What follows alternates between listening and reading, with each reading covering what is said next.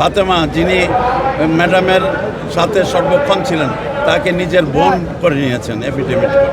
এত কষ্ট করার পরেও, এত জুলুম অত্যাচার সহ্য করার পরেও উনি শেখ হাসিনা, এই ফ্যাসিস্ট সরকার শেখ হাসিনার সম্বন্ধে একটি বাজে কথাও বলেন।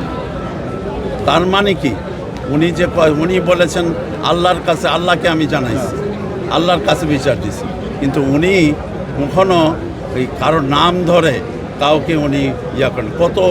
কত মায়ামতী মহিলা উনি ছিলেন, কত উদার মনের অধিকারী ছিলেন। এরকম আল্লাহর কাছে দোয়া করি তারেক রহমানকেও যেন আল্লাহ তাআলা, আমাদের পরবর্তী ম্যাডামের পরবর্তী নেতা বিএনপির চেয়ারপারসন, ওনাকেও যেন আল্লাহ তাআলা সেই ধরনের উদার মনের অধিকারী করেন।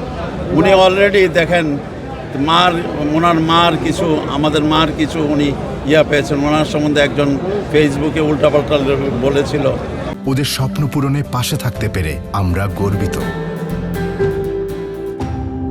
আইন শৃঙ্খলা রক্ষাকারী বাহিনী তাকে গ্রেফতার করেছিলেন, তারপরে উনি এটা জানার সাথে সাথে উনি তাকে মুক্ত করে দিয়েছেন।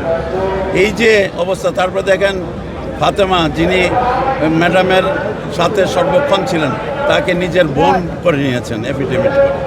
এই যে ওনার সম্পত্তির ভাগ দিয়েছেন, এতে মনে হয় যে উনি ওনার মার পুরা, ওনার বাবা এবং ওনার মার পুরা যেমন দুইজনের যে মিলন যে হয়েছে, এই শহীদ রাষ্ট্রপতি জিয়াউর রহমান এবং বেগম খালেদা জিয়া ম্যাডাম, আমাদের এই দুইজনের মিলনের যে সংযোগ, যে যা দুইজনের সমষ্টিগত সমষ্টিটা উনি নিজে গ্রহণ করেছেন।